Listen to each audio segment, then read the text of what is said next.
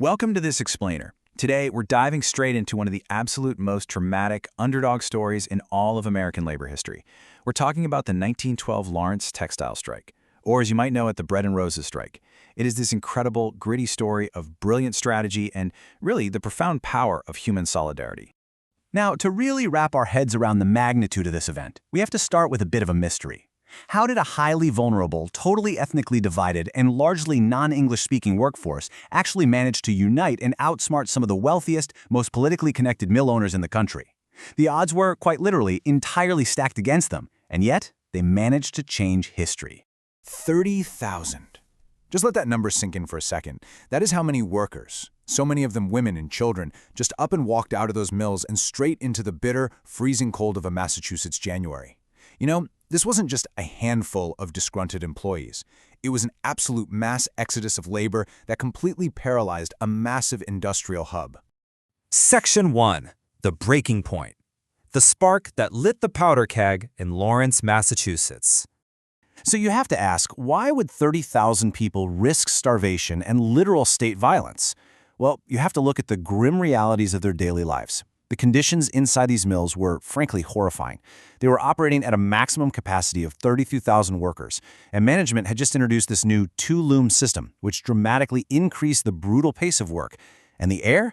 It was so thick with lint that a third, yes, 1/3 of the workers died of respiratory issues before they even reached their 25th birthday. And for 56 hours of bone-crushing labor alongside their own kids, a worker brought home an average of just $8.76 a week. The actual catalyst, the spark, arrived on January 1st, 1912. A well-meaning state law went into effect that reduced the maximum work week for women and children from 56 down to 54 hours. But the mill owners, without warning anyone, secretly cut the workers' weekly pay to match those two lost hours. For families that were already living on pennies, this short pay literally meant starvation. So when workers opened their pay envelopes in mid-January and saw those missing wages, that was it. They immediately walked out. They had simply had enough. Once they were out, the workers quickly organized and rallied behind a very clear set of demands. And they weren't asking for luxury here. They were fighting for basic, bare minimum survival.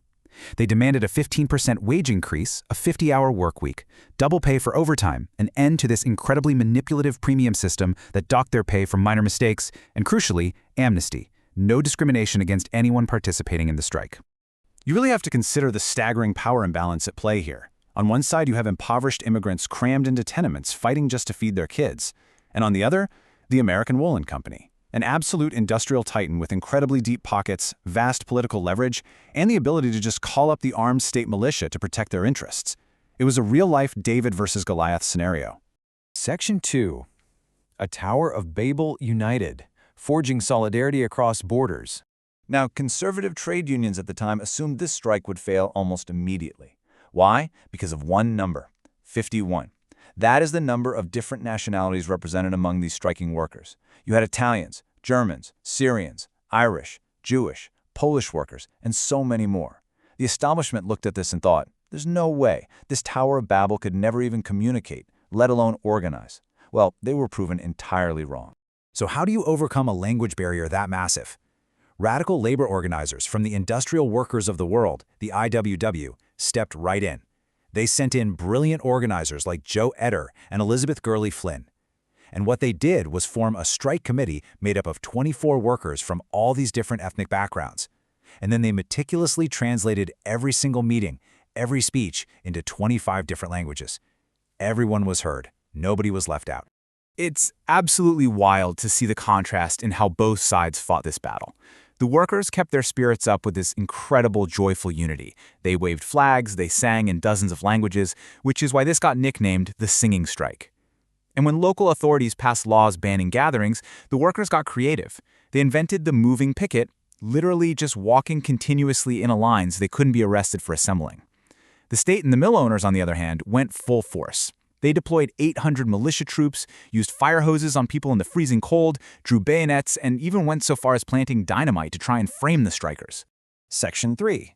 The Children's Exodus, a brilliant and heartbreaking public relations tactic. As the strike dragged on through this brutally freezing winter, the workers faced a very real, very dire threat: starvation.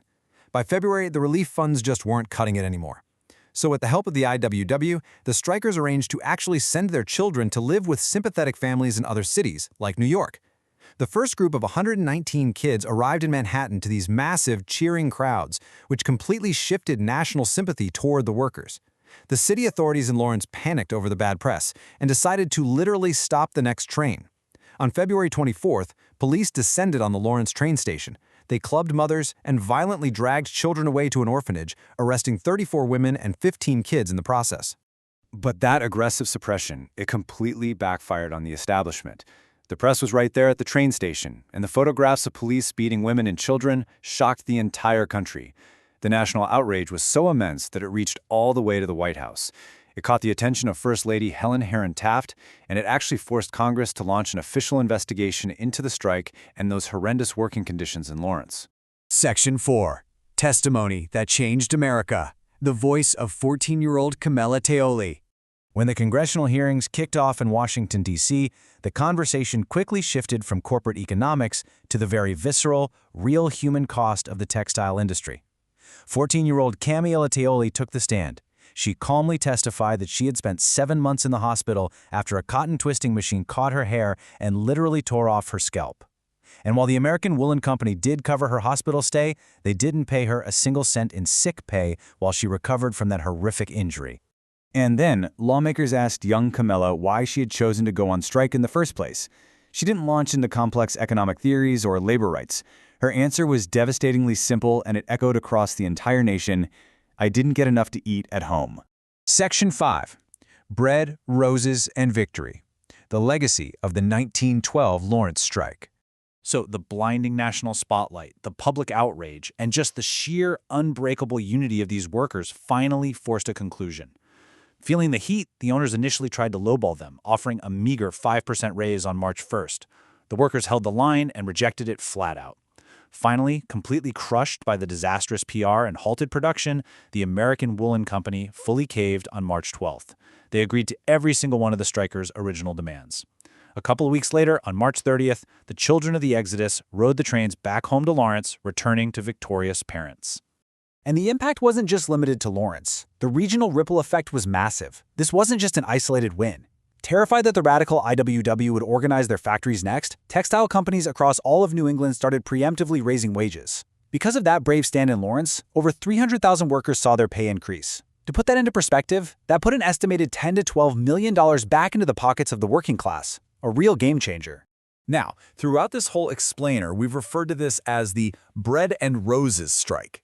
And that term just beautifully encapsulates the workers' core philosophy. Yes, they were fighting for bread, the literal physical means to survive, to earn a living wage and feed their families. But they were also fighting for roses, the right to basic dignity, to respect, to enjoy art and music, and to have a life that was about more than just endless, exhausting labor. This sentiment was perfectly immortalized by a line from James Oppenheim's 1911 poem, which really became interwoven with the memory of the strikers as their eternal rallying cry, "Hearts starve as well as bodies, give us bread, but give us roses." Which leaves us with this final thought to chew on. The men, women, and children of Lawrence had absolutely every disadvantage. They were impoverished, they were violently suppressed, and they were divided by language and origin. Yet they managed to find common ground and completely change the trajectory of American labor. So you have to ask yourself, if 30,000 divided workers could overcome impossible odds and change history back in 1912, what could true unity achieve today? Thanks so much for joining me on this explainer, and keep asking the big questions.